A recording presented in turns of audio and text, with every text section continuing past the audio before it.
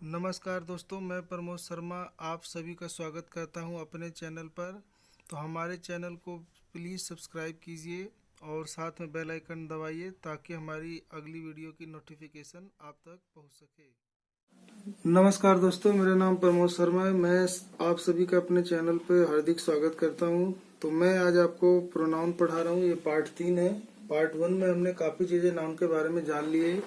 Noun pronoun क्या होता है, वो नाउन की जगह आता है, वो कितने तरह के काम कर सकता है, प्रोनाउन कितने तरह के होते हैं, 10 तरह के होते हैं। फिर हमने पहला शुरुआत भी कर दी थी पर्सनल प्रोनाउन, और अभी आज भी पर्सनल प्रोनाउन के बारे में ही हम पढ़ रहे हैं। ठीक है, तो कौन कौन से रूल है जो पर्सनल प्रोनाउन में काम आते हैं समझने में, तो हम यहाँ पे कुछ तरह के आज रूल पढ़ेंगे। तो जो बिल्कुल आपके परीक्षा की दृष्टि के लिए ही बनाए गए हैं और बिल्कुल आपके लिए काम और फायदेमंद देंगे। ठीक है, तो शुरू करते हैं देर ना करते हुए। पहला रूल हम पढ़ेंगे पर्सनल प्रोनाउन में कि यदि किसी सेंटेंस के वर्ब के पहले प्रोनाउन का प्रयोग हो तो वह नॉमिनेटिव केस में होता है। यानी जब भी वर्ब से पहले कोई प्रोनाउन आएगा तो वो नॉमिनेटिव केस यानी सब्जेक्टिव केस में लिखा होना चाहिए। तो पिछली वीडियो में हमने एक टेबल में आपको दिखाया था कि सब्जेक्टिव केस नॉमिनेटिव केस एक ही होता है, और उनमें अंदर 7 तरह के प्रोनाउन लिखे थे, I, we, you, he, she, it और दे। ठीक है, तो अगर हम कह रहे हैं कि यदि किसी सेंटेंस में वर्ब हो और उसके पहले कोई प्रोनाउन होगा तो वो नॉमिनेटिव केस में होता है, और अगर प्रोनाउन का प्रयोग वर्ब के बाद में होगा तो वो ऑब्जेक्टिव केस का प्रयोग होता है। ये रूल होता है इंग्लिश का कि ये आपका वर्ब हो गया, आई टीच हिम, तो ये एक्टिव वॉइस है, तो ये वर्ब हो गया। ठीक है, तो पता कैसे चला ये एक्टिव वॉइस है? क्योंकि काम को करने वाला सब्जेक्ट है, करता है। तो जब काम को करने वाला वर्ब को करने वाला करता होता है, मतलब सब्जेक्ट खुद करता है, तो होता है एक्टिव वॉइस। और यहाँ पे काम कर नहीं रहा, इस पे काम हो रहा है।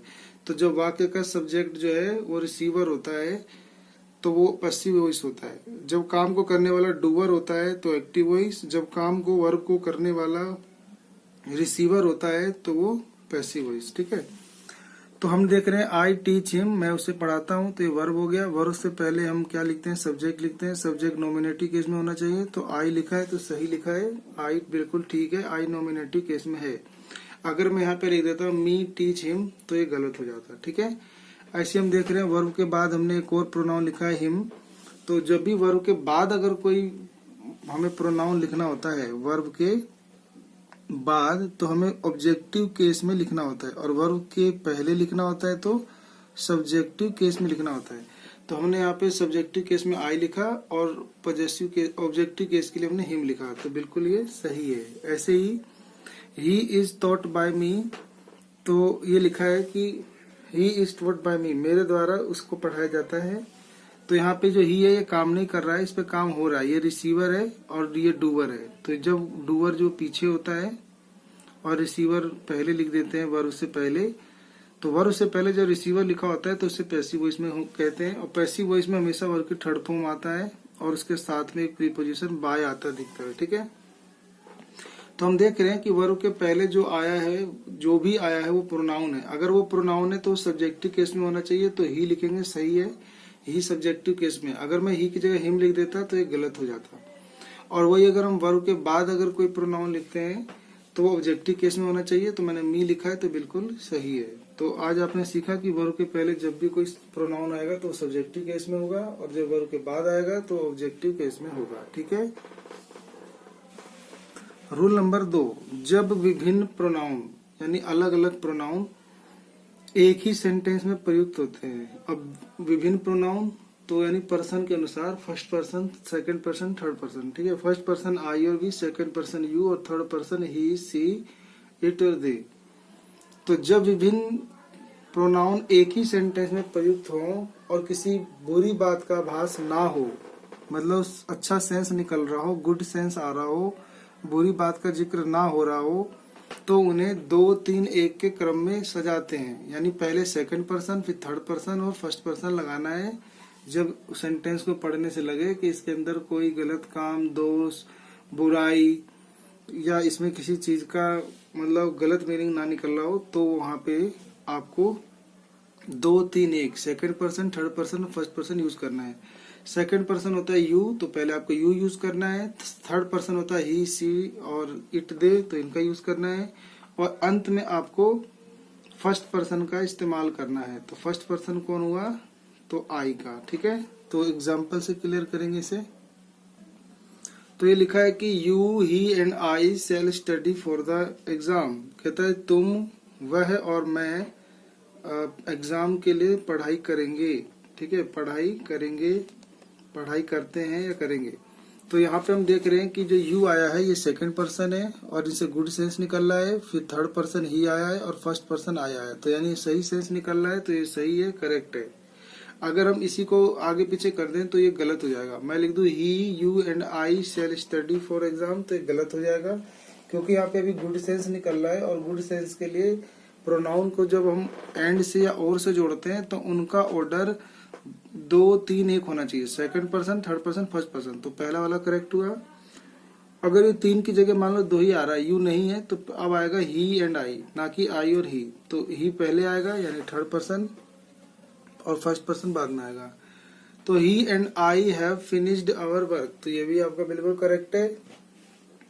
ऐसे हमने लिख दिया you and he have done a great job, you and he have done a great job. ठीक है, तो यू सेकंड पर्सन है, ये थर्ड पर्सन है, फर्स्ट पर्सन नहीं आया तो भी ठीक है। तो सेकंड और थर्ड पर्सन आया तो भी ठीक है। तो यानी ये भी आपका गुड सेंस निकल रहा है और इनका ऑर्डर सही है। 2 3 1, तो एक नहीं है तभी चलेगा। अगर कोई एक नहीं है तो उसको छोड़ देंगे, तब भी ऑर्डर यही रहना चाहिए।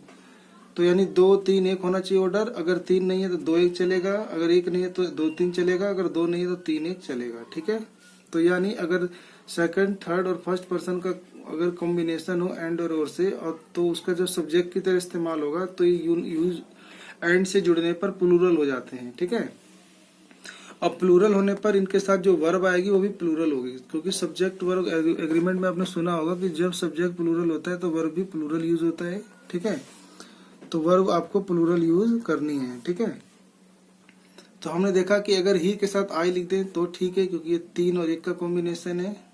तो हमने देखा कि 2 3 1 में 3 1 का चल जाएगा। ऐसे अगर मैंने यू और ही लिख दिया तो ये सेकंड पर्सन, थर्ड पर्सन है, तो 2 3 का कॉम्बिनेशन भी सही है। और यू और आई लिख दिया तो सेकंड पर्सन और फर्स्ट पर्सन, तो भी कॉम्बिनेशन सही है। और इनके बाद क्या आएगा, प्लूरल वर्ब। लेकिन अगर हम यू लिख दें ही और यू तो ये गलत हो जाएगा, क्योंकि ये 3 के बाद 2 आ गया, थर्ड पर्सन के बाद सेकंड पर्सन, गलत है, गुड सेंस में नहीं। ऐसे ही फर्स्ट पर्सन के साथ सेकंड, ये भी गलत है, फर्स्ट के साथ थर्ड, ये भी गलत है। तो इसका आपको बिल्कुल ध्यान रखना है। अगर हम कोई सेंटेंस यूज कर रहे हैं उसके अंदर आपने यू लिखा और भी प्रोनाउन लिखे, तो आपको वहां पे यूअर यूज करना है। अगर आगे सेंटेंस यूज होगा तो उसके लिए आपको प्रोनाउन यूअर यूज करना है। अगर उसमें आपने आई यूज किया है तो आवर यूज करना है, या वी यूज किया है तो आवर यूज करना है। ठीक है, और वही अगर आपने वहां पे देखा कि वहां पे मतलब ही है या सी है या इट है या दे है, तो उनके लिए तब आपको देयर यूज करना है। ठीक है, तो ये बिल्कुल काम का है। जब 2 3 सेंटेंस आपस में जुड़े हों और उनमें एंड से जुड़े हों और उनमें यू दिख रहा हो, तो उनके लिए अगर कोई एक प्रोनाउन चाहिए तो आप यू और यूज करोगे। और अगर आई भी होगा या वी होगा तो फिर अवर यूज करोगे। अगर यू और वी ये दोनों ही ना हो, ही और इसके अलावा कुछ और अदर सब्जेक्ट हो, तो वहां पे आप उनके लिए आपको देयर यूज करना पड़ेगा। अच्छा, वो सिंगुलर हुआ तो आप हिज यूज कर सकते हो। ठीक है, या फिर हिम यूज करना पड़ेगा। ठीक है, उसके बाद हम आगे बढ़ेंगे रूल नंबर 3 पर। एक ही वाक्य में विभिन्न प्रोनाउन का प्रयोग करते समय, एक ही वाक्य में विभिन्न प्रोनाउन का प्रयोग करते समय यदि उनमें अपना दोष स्वीकार किया गया हो, यानी उसके अंदर कोई दोष बताया गया हो, बैड क्वालिटी, अथवा कोई बुराई यानी बुरी बात कही गई हो, तो प्रोनाउन का ऑर्डर 1 2 3 के क्रम में रखना है। ठीक है, 1 माने फर्स्ट पर्सन, 2 माने सेकंड पर्सन और 3 माने थर्ड पर्सन, ये वाला ऑर्डर आपका बन जाएगा। ठीक है, तो जैसे मैंने देखा कि लिखा है I you and he have made a blunder. Blunder माने होता है बड़ी भूल करना, कोई गलती करना, बड़ी भारी गलती करना। तो देखो यहाँ पे ऑर्डर क्या है, आई मैंने पहले लिखा फर्स्ट पर्सन, यू बाद में लिखा सेकंड पर्सन और ही थर्ड पर्सन होता है। तो अब यहाँ पे गलत चीज की बात हो रहा है, ब्लंडर बड़ी भूल, तो इसमें बुरा सेंस निकल रहा है, बुरी बात कही गई है और सबने स्वीकार किया है कि मैं, तुम और वह हमने मिलकर बड़ी भूल कर चुके हैं। तो 1 2 3 का ऑर्डर बिल्कुल सही है। ठीक है, तो ये सेंटेंस हमारा सही हुआ। पेपर में क्या होता है, इसी को आगे पीछे करके ऑर्डर चेंज कर देता है तो गलत हो जाता है। अब मैंने यूं लिखा कि you and he have done this mischief, तुमने और उसने ये शरारत या ये गलती की होगी या कर चुके हो। तो आप देखोगे कि यहाँ सेकंड पर्सन के बाद थर्ड पर्सन आ रहा है तो ऑर्डर टूटा नहीं है। 1 2 3 में अगर फर्स्ट पर्सन नहीं है तो भी चलेगा। ठीक है, तो ये आपका बिल्कुल सही लिखा है। तो जब 1 2 3 यानी first person, second person, third person को जोड़ा जाए, वो भी बैड सेंस में, बुरे सेंस में, तो ये जुड़ने पे, एंड के साथ जुड़ने पे प्लूरल हो जाते हैं। अब प्लूरल के लिए प्लूरल वर्ब यूज करना है आपको। ठीक है, और उसके अलावा अगर आपने फर्स्ट के बाद सेकंड यूज कर लिया, थर्ड नहीं है तो भी ठीक है। फर्स्ट के साथ बाद अगर थर्ड यूज कर लिया, सेकंड नहीं है तो भी ठीक है। और सेकंड बार थर्ड यूज कर लिया, फर्स्ट नहीं है तो भी ठीक है। तो यानी 1 2 ठीक है, 2 3 ठीक है, 1 3 ठीक है। अगर तुमने थर्ड पर्सन और सेकंड पर्सन जोड़ लिया बैड सेंस में तो गलत हो जाएगा। थर्ड के साथ फर्स्ट पर्सन जोड़ लिया तो भी गलत, और सेकंड के साथ फर्स्ट पर्सन जोड़ लिया तो ऑर्डर टूट गया तो ये गलत हो जाएगा। ठीक है, तो ये बिल्कुल नॉर्मल बात थी। रूल नंबर 4 पढ़ेंगे। तो जब प्रोनाउन बहुवचन में हो तो प्रोनाउन 1 2 3 के क्रम में होना चाहिए, यानी पहले फर्स्ट पर्सन, फिर सेकंड पर्सन और फिर थर्ड पर्सन। यानी कह रहा है कि जब प्रोनाउन तीनों बहुवचन में हो, तो यानी वी भी बहुवचन, यू भी बहुवचन और दे भी बहुवचन, तीनों बहुवचन में हो तो इनका ऑर्डर 1 2 और 3 होना चाहिए। ठीक है, तो यानी we you and they should now get down to work. सही है, तो ये आपका बिल्कुल करेक्ट तरीके से यूज हुआ है। तो इस वीडियो में हमने 4 रूल सीख लिए हैं जो कि बहुत ही आपके काम के हैं। आगे की वीडियो में हम आपसे मिलेंगे और आपको इसके और आगे के जो मेन और बढ़िया रूल होते हैं जो परीक्षा के लिए इम्पोर्टेंट होते हैं उसकी हम बात करेंगे। तो मिलते हैं आपसे अगली वीडियो में। आप सबका अपना कीमती समय देने के लिए बहुत बहुत धन्यवाद। तो प्यार अपना बनाए रखिए और हमारे चैनल को जरूर सब्सक्राइब कीजिए। हम आपको शिक्षा से संबंधित, एजुकेशन से संबंधित जो भी महत्वपूर्ण चीजें होती हैं उनकी वीडियो हम आप तक पहुंचाएंगे। तो उसके लिए हमारे चैनल को आप सब्सक्राइब कर लीजिए और सब्सक्राइब करना और बेल आइकन दबाना मत भूलिए। ठीक है, ऐसा करने से आपका कोई नुकसान नहीं है, इसमें आपका कोई पैसा नहीं कटता है।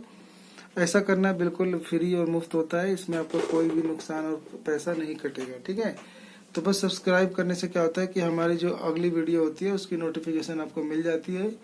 इसके अलावा सब्सक्राइब करने से आप हमारे वीडियो की प्लेलिस्ट में जाकर और भी चीज़ों का फायदा उठा सकते हैं। ठीक है, तो मिलते हैं आपसे अगली वीडियो में। आप सबका अपना कीमती समय देने के लिए बहुत बहुत धन्यवाद।